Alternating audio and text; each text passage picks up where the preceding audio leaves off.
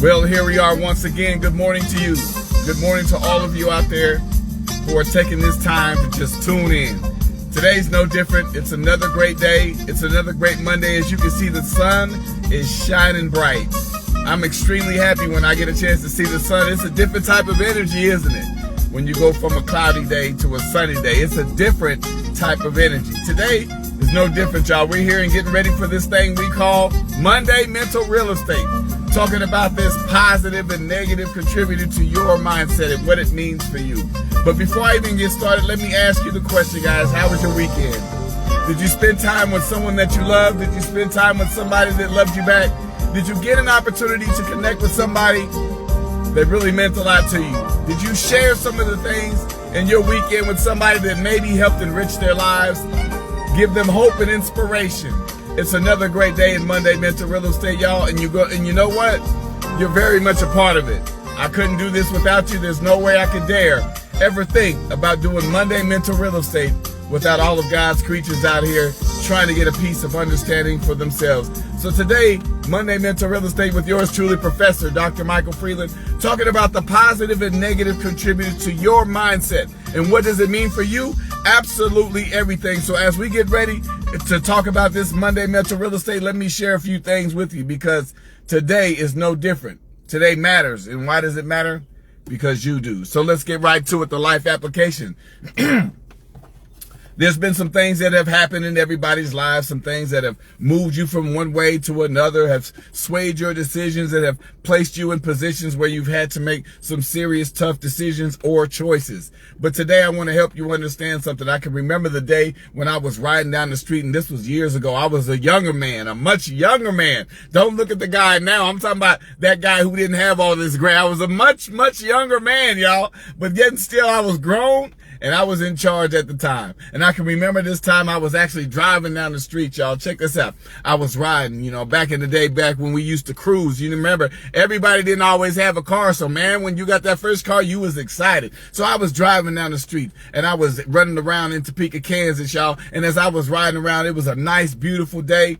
I tell you what, actually, no, it was a little bit rainy outside. It had just been a little bit of raining. It was cloudy out, and everybody was just still out enjoying the day, and so was I.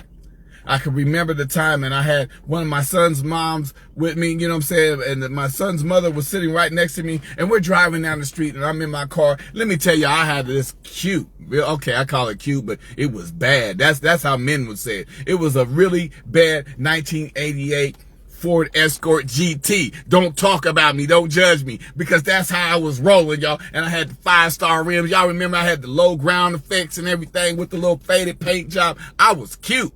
So I'm riding down the street. And I said, you know what? I'm going to take a left right here. And just as I was getting ready to take this left, y'all, guess what happened? I got in a major, major car accident. Now, as I'm getting ready to take this left, now, if y'all from Topeka, I'm going to give you this visual. I'm coming down Kansas Avenue from downtown. And as I'm coming down Kansas Avenue, I come up on 25th and Kansas Avenue. Now, you guys remember over there, because just on the other side of that used to be the bread house. There used to be many things. But you know what? I was taking a left right there on 25th Street, and I'm getting ready to go down the street to go through Jeff Square, right? So as I'm getting ready to take this left-hand turn, I'm turning left. It is kind of a rainy day, so the streets were wet. And I can remember as I'm turning, I slowly look to my left, to my right as I'm turning left, and I see this huge Dodge Caravan come flying up over the hill. And right as I'm in the intersection to take that left, that Dodge Caravan, boom, smacks right into my car. Now, it hit me with so much force. Now, my son's mother was on the other side of me at the time. Now, check this out. It hit so hard that it crushed in the passenger side. Now, here's what happened. And all I can remember was this. I'm turning left. And as I turn, I looked up and I seen this car, boom, and I could hear the engine coming. And it flew up over the hill and hit me right in the intersection of 25th and Kansas Avenue as I'm taking a left. Now, the force from them hitting me so hard, let me tell you what happened. From the impact, now as I seen after I got out of the car, because thank God I had my seatbelt on, she did too, and we were okay. But it hit us so hard that from the impact, it left my glasses my sunglasses at the time in the street at the place of impact. It hit me so hard that it not only just knocked the tire off of my car, somebody was wheeling my tire back to my car from 2 blocks down the street. Now, 2 blocks down the street. Now, here's the thing. It's not so much that the accident happened. We thank God that we were okay enough. We were shaken. And I thought that I was okay because, listen, I didn't have any scars. I didn't feel anything outside of just the shock of having the accident. So I went home that night and I managed to get myself to bed. Now, here's the thing. What I didn't realize, and I had never experienced this before, is that as I'm laying in the bed, I realized that there's still something wrong. But I said, you know what? It's okay. I thank God that I'm okay. I thank God the passenger's okay. I said, but I'm going to go ahead and go to sleep. Now, listen to this. If you've ever been through this, this is something. Because as I went through this, I laid down, and the minute that I closed my eyes, there was something that I realized. I could still see the accident. Now, I'm saying this, that I could still see the accident because just as I closed my eyes, it was live and in Memorex. Now, I'm going back because in Memorex, in other words, it was play by play. When I closed my eyes, it scared me to wake. I couldn't even get to sleep. Now, let me help you guys understand. I didn't know what was happening to me. It had never happened to me before. I had never been in a serious accident before. But every time I tried to close my eyes to go to sleep, I saw this Dodge Caravan flying over the hill and hitting me at full speed. And it completely totaled my car. It caved in the passenger side. I'd never seen this before. But as I realized, I'm sitting there like, man, I've never experienced, what is this? I couldn't go to sleep. So every time I close my eyes, this is the first night, I knew I was safe. I knew I was okay. And I was grateful. I prayed about it. And I was tired and I just wanted to get some sleep. But every time I closed my eyes, I saw this car come over the hill and smack me right in the intersection of 25th and Kansas Avenue. And I couldn't get back to sleep. So I spent at least 2 to 3 days going through this. But you know what I said? I'm going to repeat this process again because I know physically, naturally, I'm okay. I wasn't dealing and wrestling with the fact of what was happening with me physically. I was dealing with the fact of what was happening to me mentally. Because mentally, I had captured something in my mentality that was making me go back to relive this moment. Why? Because not only was my mentality stressed, it was traumatized. So I have to ask the question on 2 parts today. Because when I'm talking about you and your mentality, I'm telling you my life application because I actually survived and lived through one of the most, in my opinion, stressed and traumatic accidents of my life. To this day, the worst accident I've ever had. But I have to ask the question because I wonder when it comes to your mental real estate, and I'm talking to you about the positive and negative contributors to your mindset. Positively, I mentally knew I was okay, positively. But figuratively, but negatively, figuratively, when it comes to my mentality and my mindset, it would not allow me to escape the moment of that accident. So, and so what I want to do is ask the question, what happens to the mind when the body loses control? Have you ever lost control? You don't have to explain it to me, but ask yourself, have you ever been in that position where you lost control? You said, what's going on with me? I don't understand what's happening. Now, let me enlighten you today because the question is, what happens to the mind? Because I'm going to move with you today. What happens to the mind when the body loses control? Listen to this, y'all.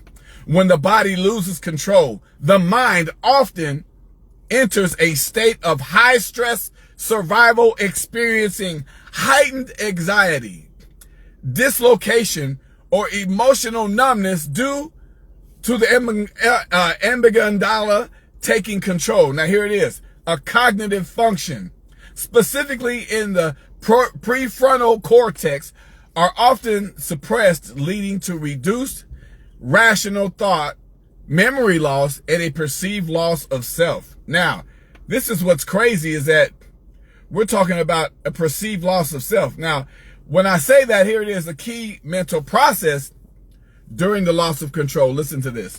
Survival mode.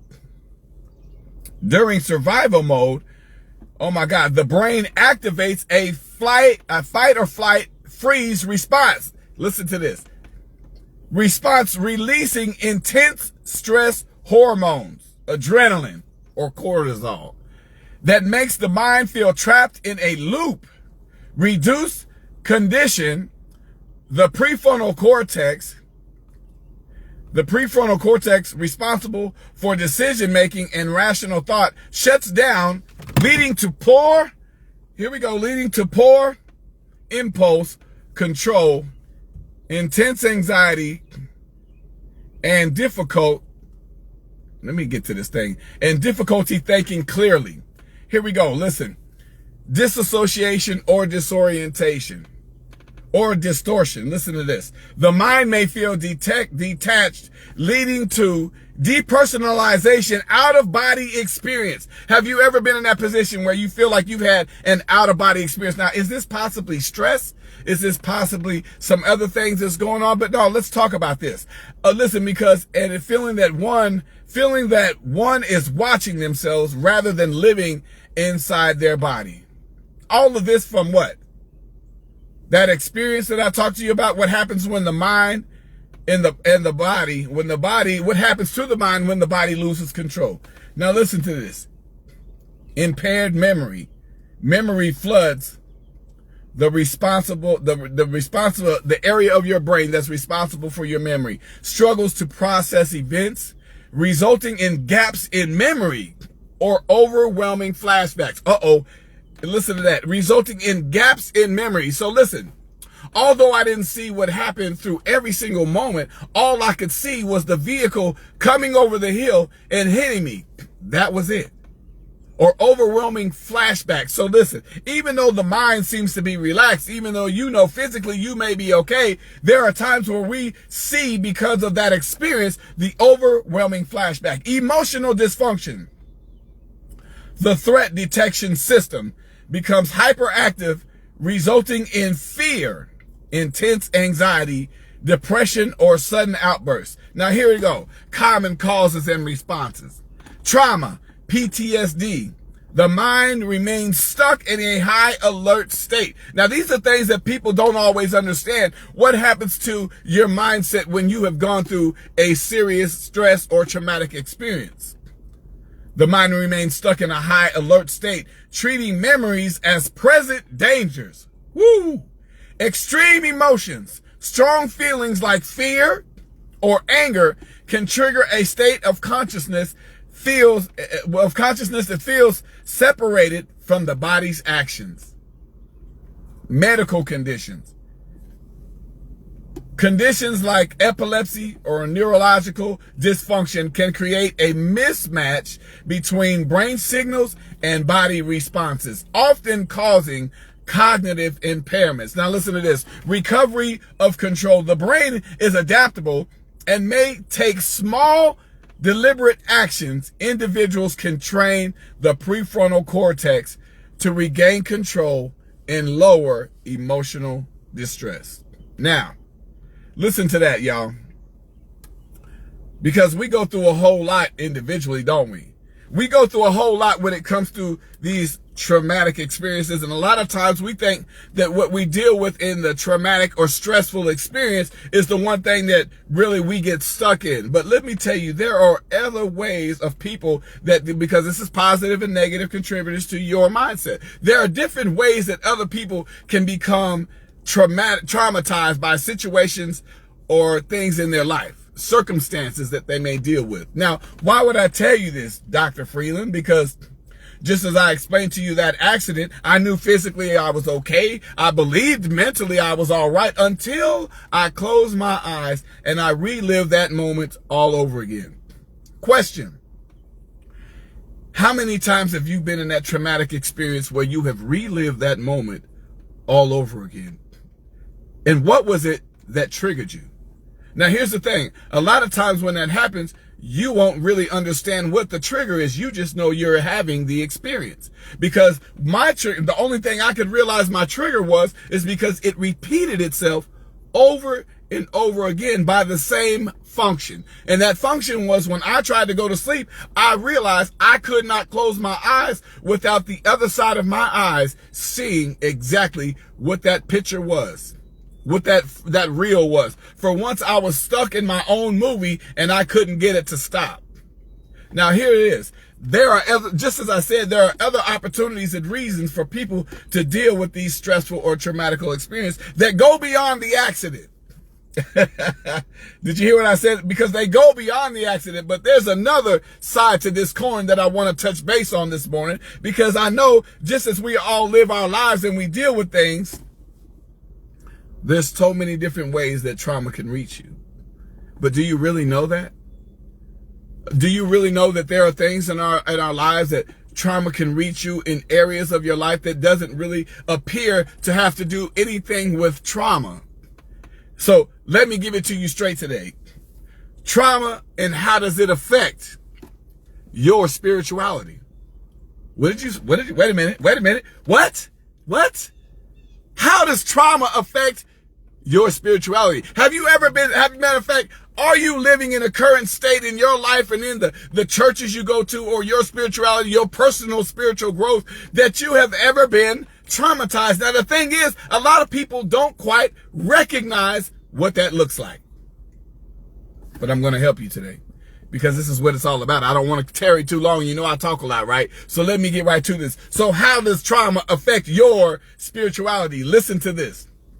Trauma deeply, did you hear what I said? The second word even out of my mouth, deeply impacts spirituality by shattering core beliefs, often causing a crisis of faith. Listen now, feeling of abandonment by a higher power, or profound existential questioning.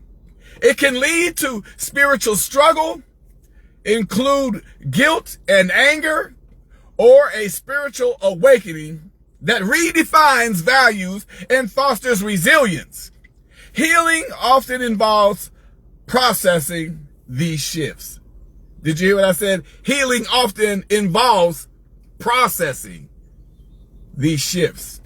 Now, the common impact of spirituality, listen, shaken belief system. Traumatic events can break an individual's worldview, making them feel unsafe and questioning the existence of a loving, protective, higher power. Anger and abandonment.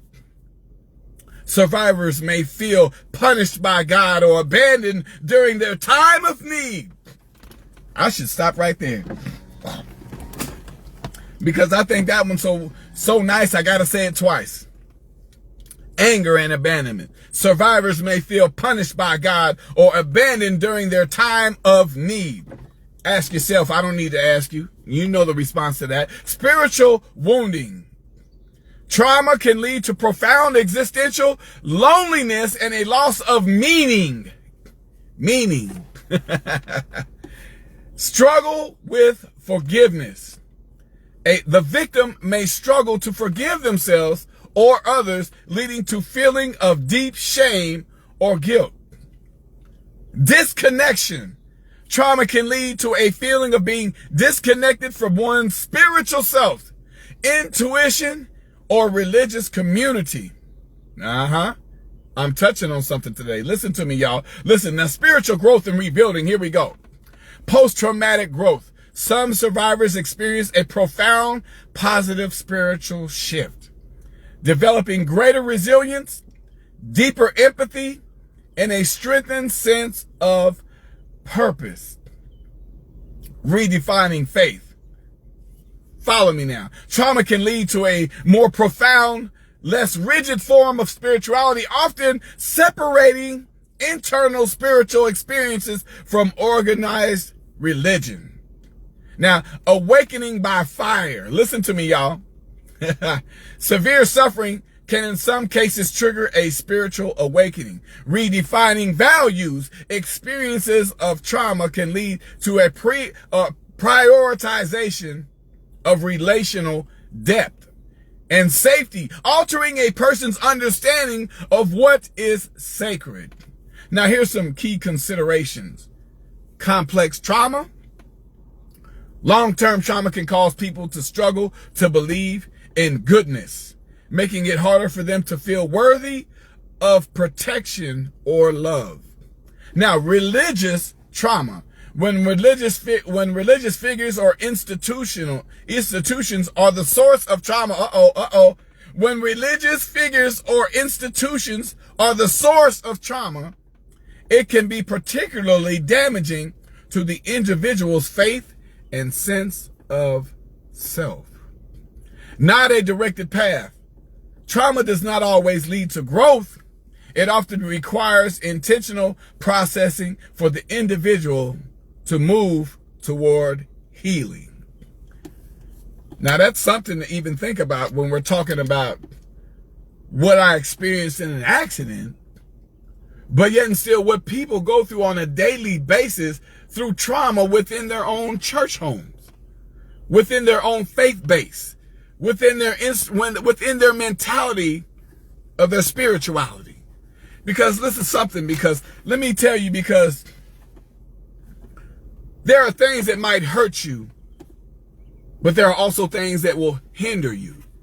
There are things that will hurt you, and the things that will hurt you are the things that we can acknowledge. But yet still, there are things that will hinder you, but we fail to realize the things that will hinder you is because it hurts you. I'm talking good today, y'all. I love this because let me say that again for those in the back. There are things that will hurt you. And we can recognize those things that hurt you because you know it's more of a physical thing. If it's a mental thing, you can understand at the moment of shift that there are things that have hurt you that you can take note of. You can acknowledge that. But there are also things that will hinder you. And because we have been hindered, there are things that will hinder us and stop us from the progress. Slow everything to a halt. Pull back and deal with it yourself because you've been hindered. But the thing about the hindrance is we don't really understand that a lot of time we've been hindered because what? We've been hurt. But you can't really see the hindrance through hurt. But why is it the opposite side where you can be hindered, but you don't really recognize what hurts you? It slows the process, doesn't it? There are people who are dealing with real spiritual hindrance. There are people who are really dealing with traumatized spirituality. Now, what does that look like for you? It's not for me to tell you to get back to the church. It's not for me to tell you to get back to your prayer life. It's not for me to tell you to forgive those that have forsaken you. It's not for me to tell you that, because the reality is those are our issues to work out. We find somebody to talk to. We find somebody that would pray with us. Isn't that something how when we can't, as the Bible would say, when you can't pray for yourself, you find somebody else that can pray for you. That's funny because here's what happens. They don't come to the altar. They're not going to come to give their life to Christ because they know that they're ready and they're fully intact and everything is aligned with that moment to just say, Lord, I surrender. Sometimes the reality of faith in your spirituality is knowing that all you can do is surrender. They think that when you come up there, they tell you lift your hands and just pray with me for a minute. Just ask God into your heart.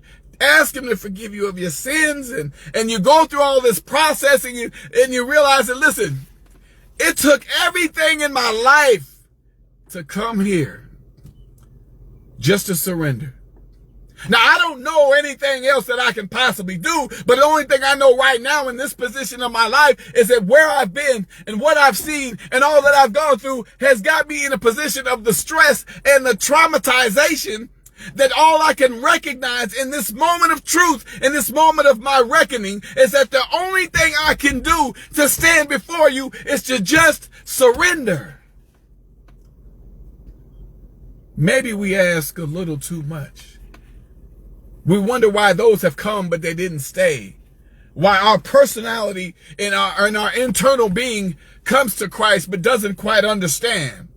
Why we wrestle with sin? Why we fight with the things that seem to have made us feel good, but yet still it seems to be the last thing that we keep struggling with that keeps pulling us back every time we think we're making progress.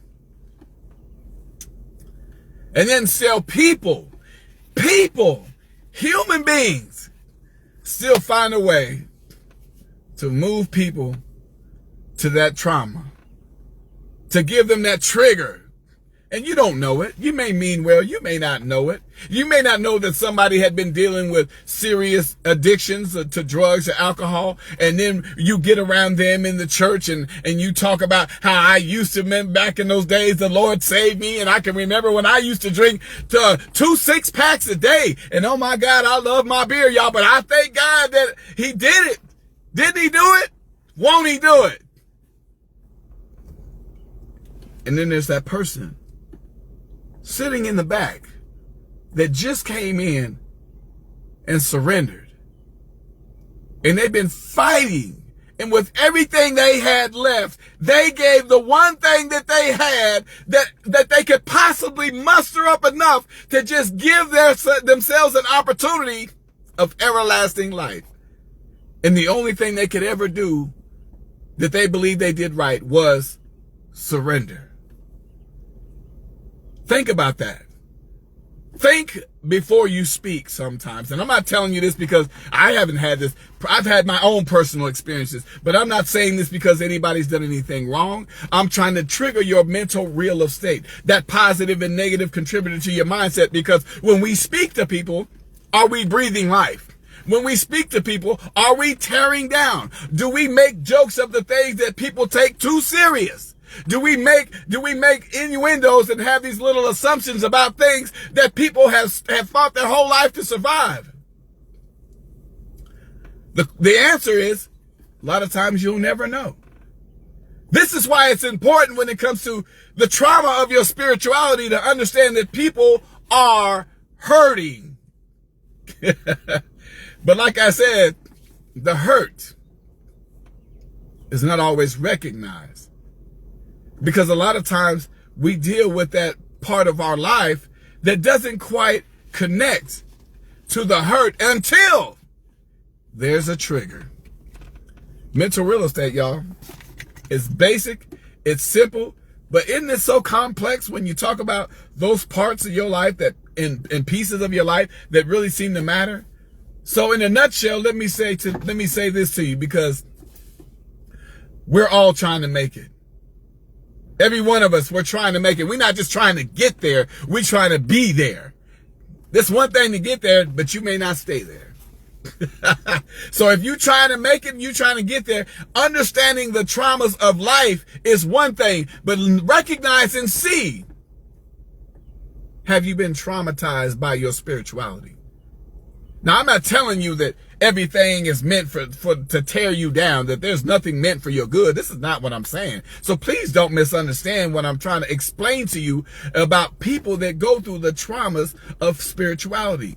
Look at what it does to people who have dealt with trauma in their spirituality. And like I said before, you may never know. But this is why it's important for prayer.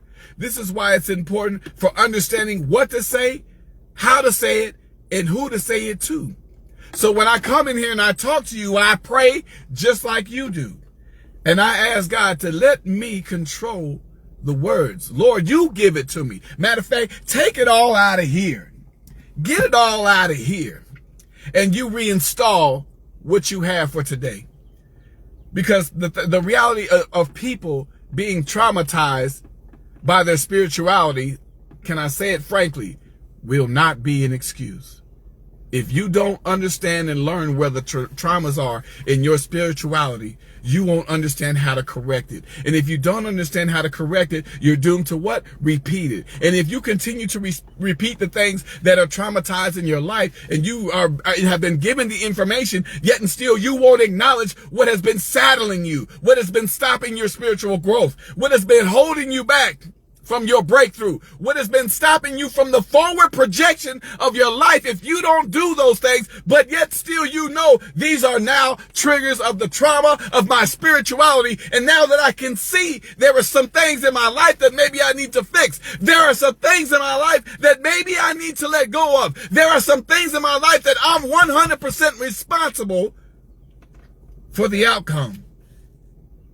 And the thing is, I can't hold you responsible for what you don't know. But the sad part of it is, once you have the knowledge, you have now acquired the credibility and the accountability of the knowledge you've been given. So what are you going to do with it? Are you going to make this thing work for you? Because God's given you the tools. If he's trying to get you to a place that you want to go to, that you want to be received, there's some homework we got to get done. There's some assignments we got to get done. You ain't going to pass the test by just saying to yourself that where I want to be right now is where I am. Don't settle for that. There's a better day and a better place and a higher calling for you. But we got to get to the heart, to the head work that works on the heart work. They are connected. And they say, well, God knows my heart. But listen, if I can't help you to understand your mentality, how can you work on the heart without understanding where the head leads to? Because God's given us all something special. And everything that he gives you is special for a reason. And through this lifetime, you may not experience it now, but you may see it later. So listen, when you talk about identifying the things that have hurt you, it ain't just the car wreck. When you talk about the things that have hurt you, it ain't just the people that have let you down. When you think about the things that have hurt you, it ain't just the attack on your physical body. It's about understanding the things that have hurt you that can now help you. The perspective of your thought, the things that have hurt you that can now elevate you. The things that can help you save somebody else. The things that can help you save yourself. But now, you're accountable. Everything that you got, you're now accountable. What will you do when you recognize now some of the traumas in your spirituality? Because we all get shaken. We all get rattled. And guess what? We got to get back up. We can't let it stop us. Don't let the people that you know that's talking about you in the church stop you from getting the relationship you need with God. Because they won't stand there with you. You're going to stand in the counts for yourself. So let me move forward, y'all, because it was a great day and a great time in another world of Monday Mental Real Estate. And I thank you all for taking your time today, because it's really important that we continue to do what we need to do to not only elevate our mentality, but also elevate your spirituality. All of these things are tied together. God has given us something great. We got tools all over the place, y'all, but we got to recognize them to see them, that they can be used. Just because you see an old wrench in the garage doesn't mean it ain't useful, but it's useful at the time you need it, right? It don't take all that. Use the tools that God gives you, and you're going to find yourself in a better position, in a better place, and well-tuned. So God bless you. Thank you for taking your time for Monday Mental Real Estate. Let me help somebody and shout you out this morning. Good morning, the great Yolanda Shaheed. Thank you so much. I appreciate you. Thank you so much, Felicia McGlory, for hopping in. I appreciate you. Ambassador Jesse, my assistant over in Nairobi, Kenya. How are you? I see you. Always representing the homeland. I appreciate you. Listen. Let's go to Afghanistan. Evangelist Nita, how are you, my dear? I appreciate you. Thank you so much for tuning in, because you know what? It's going all over the world, y'all. We got Pakistan in here this morning as well, and I'm grateful to all of you for just tuning in. Ronnie Tisdale, my dear, how are you? God bless you. Thank you for tuning in as always, and your love and support is ongoing. Continue the great work. My big brother, Antoine Montooth, how are you, big bro? I see you doing great things as always. Thank you for being here. The great mother, Pam Berry. God bless you, mother. I love you. Thank you so much for all that you do, all that you've added, all that you've helped me with, just learning how to be a young man from a boy. And from that young man to now being the man that you see before you. God bless you, mother. I love you. You and Dad Barry, God bless both of you. Keziah Bryans, thank you so much for tuning in. I appreciate you for tuning in. I hope that there's something from this message that you can get. Keziah, you are special. because you are special, and in God's eyes, there's so much more that I believe that he has for you. But continue to seek his face, continue to seek his counsel, and I believe God is going to work everything out for you. You are truly a blessing, my friend. God bless you all. Thank you so much. And Jetta Thompson, mother, how are you? I see you in here now. I was wondering where you was at. God bless you, mother. Thank you so much for tuning in. It's been a great time. Continue to do what you need to do and allow God to continue to be a blessing in your life, especially. And last but not least, if I missed you, charge it to the head, not the heart. Let me say in the background, Ebony Sanders, my assistant here in the U.S., she let me know last night, y'all. She's always sitting in the back, but because she don't say nothing, she just sits back there. And I'm like, really? But anyhow, what's up, Ebony? Good morning. Thank you so much for tuning in and keeping this thing rolling. Let's keep it moving, y'all. And last but not least, my life's blood, my experiences of everything that I've gone through, and the one that shares my heart, shares my love, and continues to give me all of the prayers that I need and all the assistance and love she can pour out. My mother, Brenda Redmond. Mama, I love you. Thank you so much for being who you are, and God bless you, Mama, and we'll talk again soon. God bless you all. Have yourself a great day and a safe week and another Monday Mental Real Estate done. Get something from this, y'all. These are not just messages that you just put out here like a comic book. Get something from this, y'all. Because if you're here, it's intentional. That means it was designed by you, by God, for you to be here and hear something on a word today. Get something from this today, y'all. God bless you all. Take care, and we'll talk again soon. All right, guys. Love you much, and we'll see you on the next one. God bless you. Bye-bye.